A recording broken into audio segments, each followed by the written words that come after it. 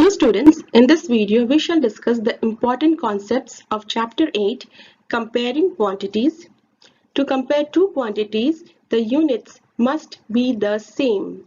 For example, to find the ratio of 3 km to 300 meter, first we need to make it the same unit.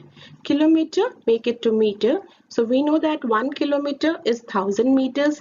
So 3 kilometer would be 3 times 1000, which is 3000 meters. And this is to 300 meter. Now write it as a fraction. So that would be 3000 divided by 300. 2 zeros, 2 zeros, 3 ones are 3, 3 tens are 30. So that is 10 by 1 or 10:1 ratio. Equivalent ratios. To find out if two ratios are equivalent, write the ratios in the form of fractions and then compare them by converting them to like fractions. For example, are the ratios 1 to 2 and 2 to 3 equivalent? So first write it as a fraction, 1 by 2 and 2 by 3, and then convert them to like fractions. The LCM of 2 and 3 is 6. So make the denominator 6, 3, 3. This becomes 3 by 6 multiplied by 2. This would be 4 by 6. So now we can compare 3 by 6 and 4 by 6.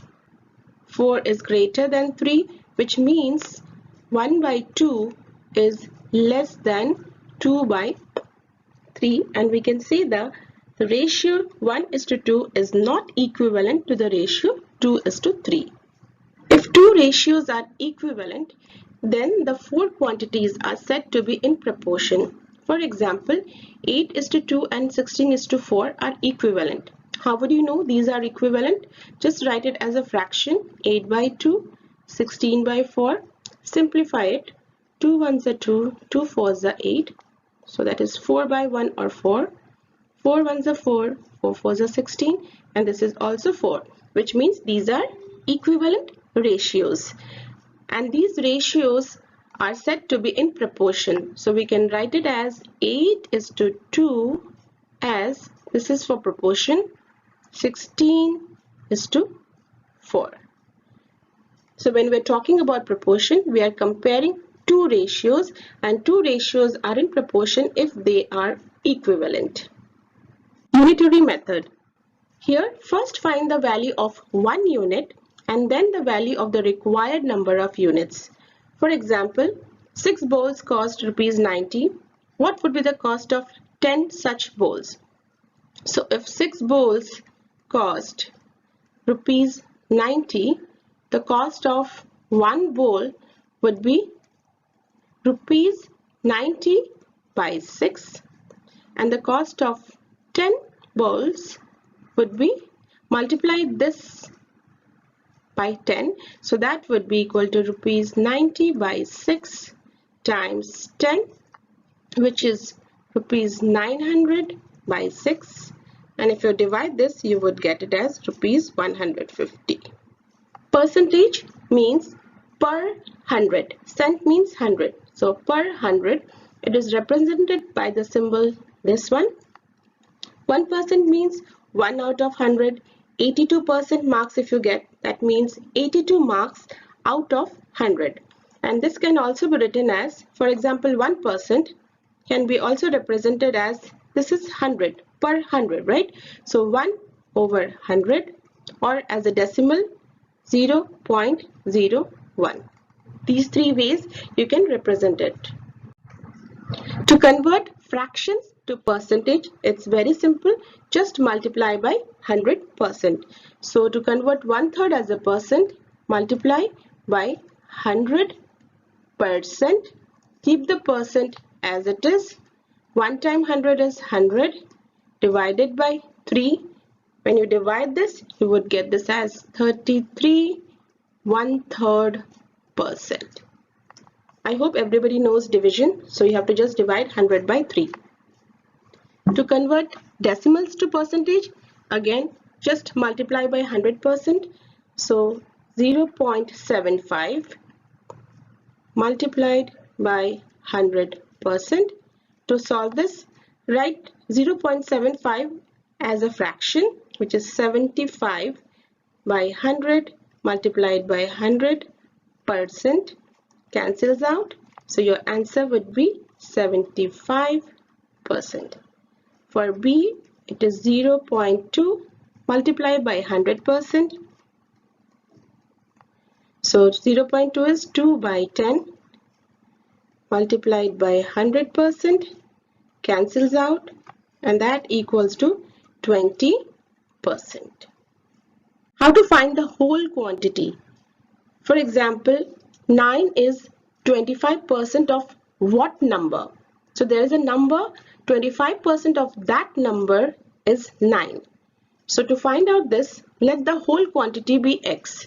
So for the first one, 25% of x, let the quantity be x, is 9.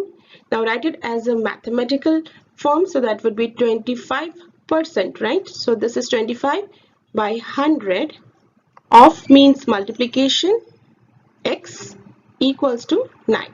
Now solve it. 25 ones are 25, 25 fours are 100. Now these four, if you remember, this is very convenient for you. 25 times 1 is 25, 25 times 2 is 50, 25 times 3 is 75, and 25 times 4 is 100. This would be very helpful to you if you remember these. Okay, now this would be x by 4. 1 multiplied by x is x by 4 equals to 9.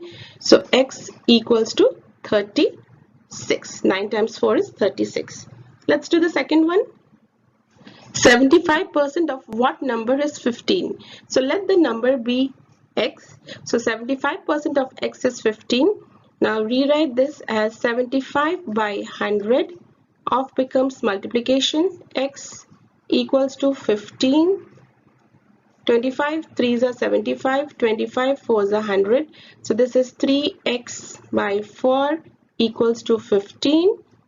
X is equal to 15 times 4. This goes here and divided by 3. This would come down. So that is 60 by 3, and that equals to 20. Ratios to percents. We know how to convert fractions to percentage, multiply by 100%. To convert decimal to percentage, multiply by 100%. To convert ratios to percents, first write them as a fraction and then follow the same method. So here the parts are given to us in the form of ratios. Let's say this example here. To make idlis, we take 2 parts rice and 1 part urad dal. That means this is given in the ratio of 2 is to 1. 2 parts of rice and 1 part of dal, right? So the total would be 2 plus 1. The total parts would be 3, which means 2/3 is rice and 1/3 is dal. Now we have got it as a fraction. Simply multiply by 100%. So this is multiplied by 100% gives 200 by 3%. When you divide this, you would get it as 66 and 2/3%. I hope everybody knows how to divide. It's just that you have to put 200 here and then 3, 3 6 are 18, 2, 3 6 are 18, 2. So that's 66 and 2/3. Same way we have to do it for 1/3. So 1/3 times 100%, that equals to 100 by 3%. Divide this and this would be equal to 33 and 1/3%. So here we have converted ratios to percentage. Increase percent or percentage increase, the formula is amount of change divided by original amount times 100, and the amount of change is new value minus the original amount. So when there is an increase in something, the new value would be obviously greater. So new value minus original amount gives you the amount of change. And to find the decrease percent, there is a decrease in something. So that would be again the same formula, amount of change by original amount into 100. But then the amount of change here would be, because there's a decrease, so original amount you had in the beginning minus the new value. So you would understand better when you do the problems. Here we're just giving the formulas. The buying price of any item is known as the cost price, and that is in short CP. The selling price, the price at which you sell, is known as the selling price or sale price or SP. When the selling price is greater than the cost price, there is a profit. So the profit is SP minus CP. When the selling price is less than the cost price, there is a loss. So that is CP minus SP, loss. And when both are equal, CP is equal to SP, there is no profit, no loss. To find profit percent, the formula is profit divided by CP into 100. For loss percent, loss divided by CP into 100. Remember that the profit percent, the loss percents are all calculated on the CP, not the selling price. It is always on the cost price, not the selling price. Loan. For example, you want to purchase a house and you don't have the money, so you want to borrow the amount from the bank. So this amount that you borrow from the bank is called the sum borrowed or the loan or the principal.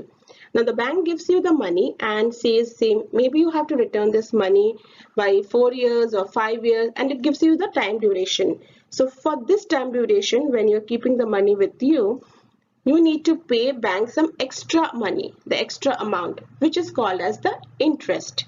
And this interest is generally given in percents. For example, 18%, 20%, 25%, whatever, depending from where you are borrowing.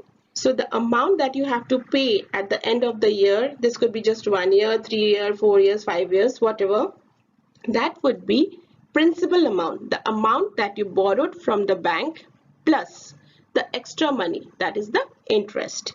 And there's a simple formula to calculate this simple interest.